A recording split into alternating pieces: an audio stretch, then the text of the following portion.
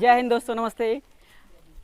Speaking की बात कर रहे थे हम, स्पीकिंग की कुछ वीडियो बनाए, फिर उसके बाद गायब हो गए। आप लोग कहोगे सर स्पीकिंग की 4 वीडियो बनाकर हम लोगों को लालच दिए, उसके बाद गायब हो गए। ठीक है ना बच्चों, ऐसा नहीं है। 2-3 दिन तो ऐसे भी कुछ बाधाएं रही जिसकी वजह से वीडियो नहीं बन पाई।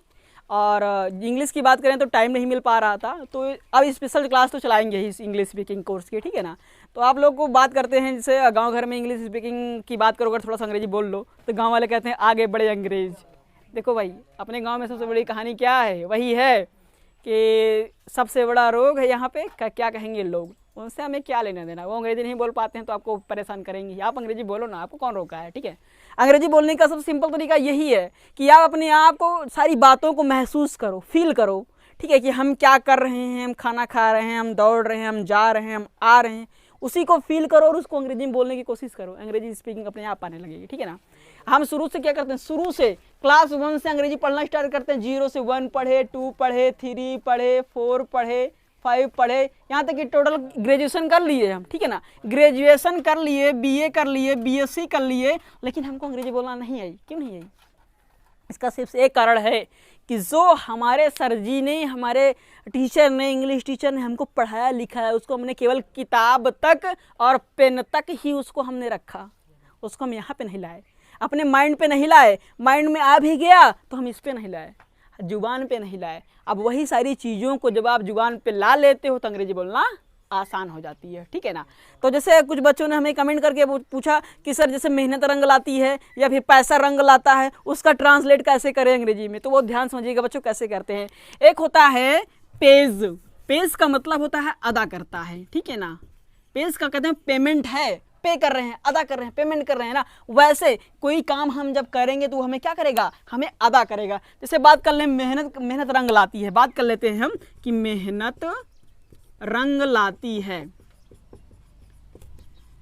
अगर आप किसी काम में मेहनत करोगे तो साफ सी बात है वो रंग लाएगी। अब ऐसा नहीं, अगर रंग लाएगी और नीला को लाल कर देगी, ठीक है ना, फिर लाल को पीला कर देगी, ऐसे रंग तो मेहनत ला नहीं सकती है, क्योंकि ये बदलने वाली चीज़ तो नहीं, इसका कलर तो चेंज होगा नहीं। ये एक फील है, मेहनत करेंगे तो हमें कुछ सफलता मिलेगी। वो मेहनत हमें, मान लो हम चाय बना रहे हैं तो चाय बनाने के लिए हम मेहनत करेंगे, कुछ सारी अपने सारे जो भी उसमें प्रोडक्ट लगते हैं उनको सब इकट्ठा करेंगे। इकट्ठा करने के बाद जो भी एलिमेंट्स हैं उनको हम प्रक्रिया से हम चाय बनाएंगे। टी तो हमारी रेडी हो गई, प्रिपेयर हो गई, लेकिन उसमें जब उसको हम पिए तो हमको बहुत अच्छा लगा। तो आपकी मेहनत रंग लाएगी नहीं, आपने मेहनत किया, उससे हमको चाय मिली पीने को, तो चाय पी के वाह, हमने क्या बोला, वाह व्हाट्स टी, बोलते हैं कि नहीं है, वैसे सेम। तो मेहनत रंग लाती है। तो बच्चा ऐसा मत कहे ना कि हार्ड वर्क ब्रिंग्स कलर, ऐसा मत करना, नहीं, गलत हो जाएगा बच्चों। ठीक है, इसको हम करेंगे हार्ड वर्क पेज। ठीक है ना, हार्ड वर्क क्या होता है, पेज। तो इसी का मतलब हो गया कि ये मेहनत रंग लाती है। कहेंगे पैसा रंग लाता है तो जाएगा उसका मनी पेज हो गया। इसका मतलब पैसा रंग लाता है। ठीक है ना, बात करेंगे भैया कि और जैसे हमारे दोस्ती होती है, फ्रेंडशिप रंग लाती है। ठीक है ना, तो क्या कहेंगे, फ्रेंडशिप। फ्रेंडशिप आपकी हो गई, और ये क्या अदा कर रही है हमको, कलर, यानी कि रंग छोड़ रही है अपना। ठीक है ना, ये सब क्या, अगर कभी ऐसे के सेंटेंस मिल जाए आपको तो आपको परेशान नहीं होना है। उसको हम किससे ऐड कर देंगे, पेज से। सिंपल तरीका आप लोग याद कर रो कि पेज का मतलब होता है अदा करना। पेज का मतलब क्या होता है, अदा करना, या फिर कहना रंग लाना। क्या लाना, रंग लाना। ठीक है ना, यही आपका ये सेंटेंस हो जाएगा। ठीक है, इतना नोट कर लो। दूसरा कुछ बताएं।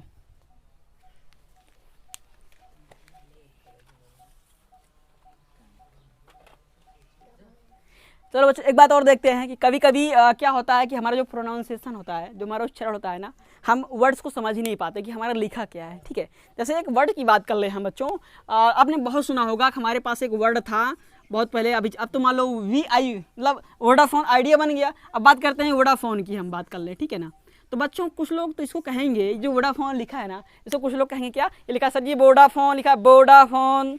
और कुछ लोग कहेंगे सर जी ओडाफोन लिखा है। बच्चा दिमाग लगाओ, अगर W से वाह होता तो V से वाह क्यों बन गया, कुछ ना कुछ रीजन रहा होगा तभी बना है, ऐसा नहीं है। और W का मतलब अगर वाह था पहले तो V का मतलब हमें वाह क्यों निकाला गया। तो भाई ये बात कर लें तो ये हमारा क्या है, V का मतलब वाह होता ही नहीं है। आप कहोगे सर हमको बेवकूफ़ बना रहे हैं, किताब पुस्तक में लिखा होता है कि वी का मतलब वह होता है ना, लेकिन भाई देखो चो वह होता है लेकिन उसका प्रोनाउंसिएशन कुछ और होता है, ठीक है ना। तो बात कर लें वोडाफोन की।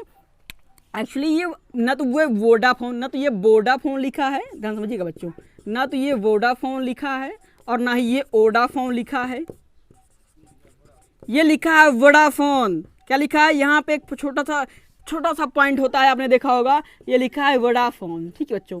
तो ये वोडाफोन होता है, ना कि बोडा होता है, ना कि ओडा होता है। क्या होता है, ये वोडाफोन होता है।